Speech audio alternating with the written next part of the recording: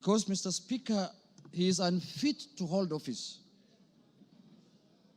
in Kenya, and yesterday it was clear to all Kenyans to see for themselves the danger this country is in, Mr. Speaker. Mr. Speaker, the impeachment of the Deputy President is not merely a procedural step. Rather, it's a reflection of our commitment to accountability and the rule of law in this country, Mr. Speaker. Honorable Speaker, the integrity of government and the stability of our nation is at stake, Mr. Speaker, as we speak this afternoon in this House, this evening, Mr. Speaker. Honorable Speaker, national security is at stake. Honorable Speaker, the economy is at stake.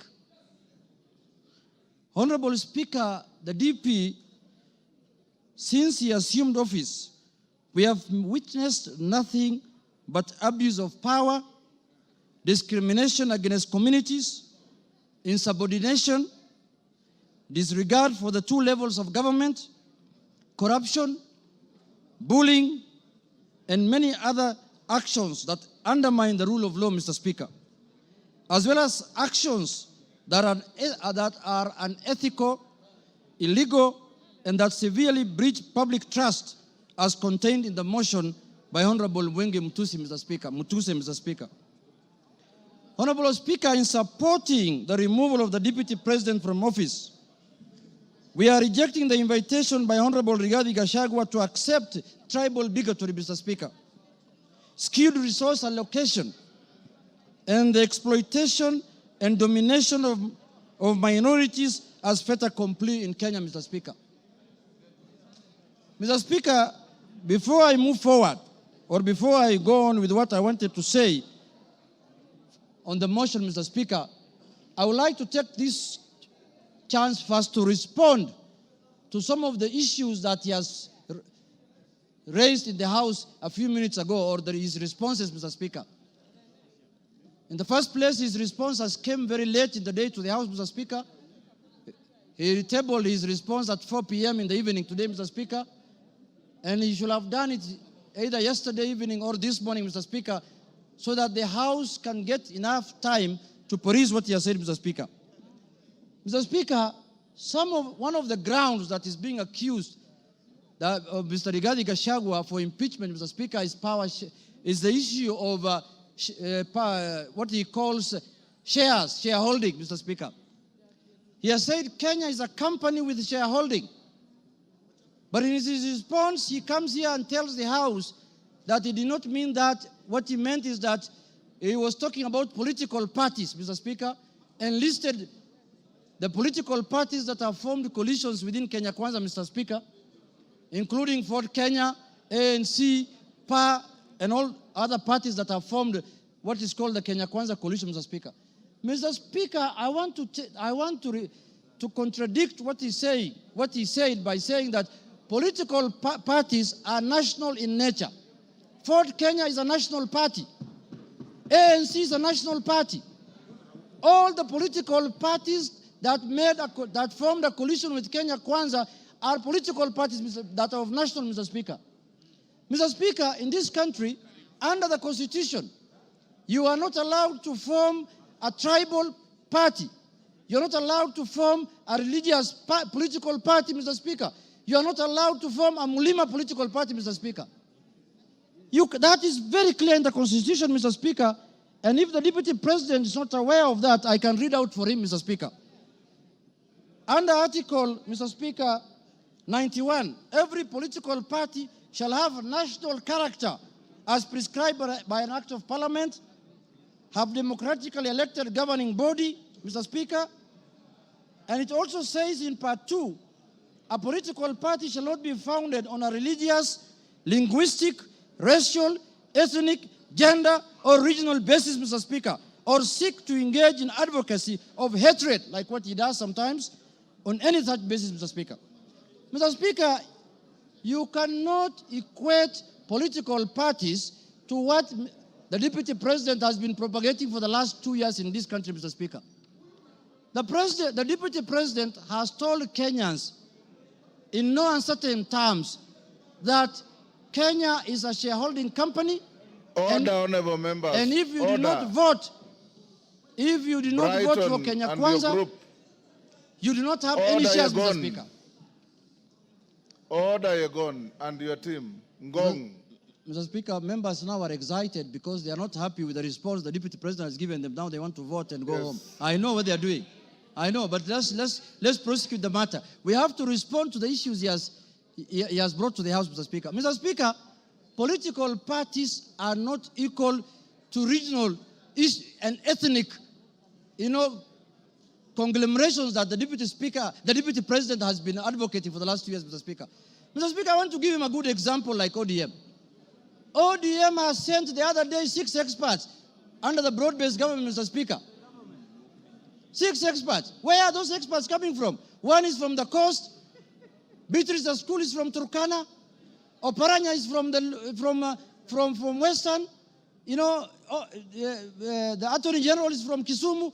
Mr. Speaker, when he's talking about 30% of Ford Kenya and 30% of ANC, he thinks those positions were given to lawyers as a community, Mr. Speaker. When Ford Kenya is a national party, those positions belong to members of Ford Kenya who are in Mombasa, who are in Migori, who are in Kakamega, who are in Bungoma, who are in Eldoret. Ford Kenya has membership in all the country, has membership, Mr. Speaker. So, Mr. Speaker, that ground is not, he cannot controvert that ground by saying that he was talking about the power sharing within Kenya Kwanza. No, he was talking about ethnic groups, Mr. Speaker. He said this government was formed by 2 ethnic groups, and that's how they're going to share power, Mr. Speaker. So that ground stands, Mr. Speaker, and that ground is impeachable, Mr. Speaker, on the Deputy President. The other issue, Mr. Speaker, I want to respond to that he has raised here, Mr. Speaker, is the issue of national security. He said that the NSIS, Mr. Speaker, can be called out whenever they are out of order, Mr. Speaker. Mr. Speaker, the man Deputy President sits in the National Security Council, Mr. Speaker. He doesn't need to call out any government organ in the streets, Mr. Speaker, like the people who do their things in the street, Mr. Speaker. He's a man who sits in every governance organ of this country, Mr. Speaker. All organs of government, all governing organs are also oversighted by committee of this House, Mr. Speaker.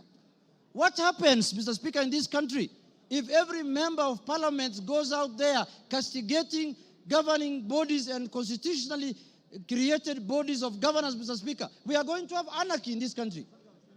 Mr. Speaker, I am not convinced that he has answered in any way that question as to why he was castigating bodies like the NSIS and the police out there when he's the Deputy President of the Republic of Kenya. On that ground, Mr. Speaker, I feel he's impeachable on that, Mr. Speaker. He has not given us any sufficient answer to that question, Mr. Speaker. Mr. Speaker, the issue of Justice Maina. He said that he was not attacking her because of the judgments she rendered against him, Mr. Speaker. And he said that he had filed a petition with the Judicial Service Commission, Mr. Speaker. He who wants equity must come with clean hands. You cannot castigate a judge in the rallies, in burials, and then you want JSC to listen to you. You can't have both ways. If he wanted JSC to deal with that matter, if he was unhappy with the way the judge has handled his case, Mr. Speaker, he should not have castigated her in a burial, Mr. Speaker. He should not have talked about her in a very demeaning manner, Mr. Speaker. He should have kept his cool and filed his petition with the Judicial Service Commission, Mr. Speaker.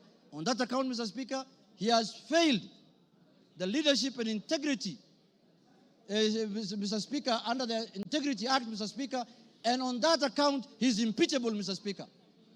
My last point, Mr. Speaker, is the issue of the renovation of his house in Karen, or the official residence of the Deputy President Karen, Mr. Speaker. You remember the Deputy President, when he was assuming office, when he was taking oath of office at Kasarani, Mr. Speaker, the way he lectured us, the way he told us that they have inherited empty coffers, Mr. Speaker. There is no money in this country. The former regime has looted and gone with everything, and goes ahead after 2 months to renovate his house, his official residence, with over 100 million, 45 million shillings, Mr. Speaker. Imetoka wapi, Mr. Speaker? Where has that money come from? Where has that money come from? He has not convinced us in any way how that money was spent, how those companies were paid, and on that account, Mr. Speaker, because of misuse of public resources, he is impeachable on that account also, Mr. Speaker. Mr. Speaker, I want to say this. When we gave ourselves the new constitution in 2010, we knew very well that we were coming from an era where we cannot impeach the president, we cannot impeach ministers, we cannot impeach the deputy president. Kenyans gave themselves the new constitution, and they put in there Article 150, knowing very well that one day they will hold their leaders, the president, the deputy president, accountable, Mr. Speaker. And they gave that mandate to this House, Mr. Speaker, and the Senate, Parliament in general, Mr. Speaker. Mr. Speaker, I was shocked under the public participation, people saying that Kufa Makanga, Kufa driver, Mr. Speaker. We cannot allow the driver to die because it is an issue. We are witnessing a situation where the Makanga wants to take the steering by force. And what happens after that? The driver is carrying 55 million Kenyans, Mr. Speaker. We cannot allow the driver to die because 55 million Kenyans are going to die with him. But the Makanga, who is just hanging at the door there of the matatu, can go, Mr. Speaker. If he misbehaves, Mr. Speaker. And, if he's not doing his work properly, Mr. Speaker, the easier one to go first is the Makanga, because the Makanga is the one who should be telling the driver what to do. And they're telling us here, Kufa Makanga, Kufa driver. The petition of the driver is not with us in this parliament.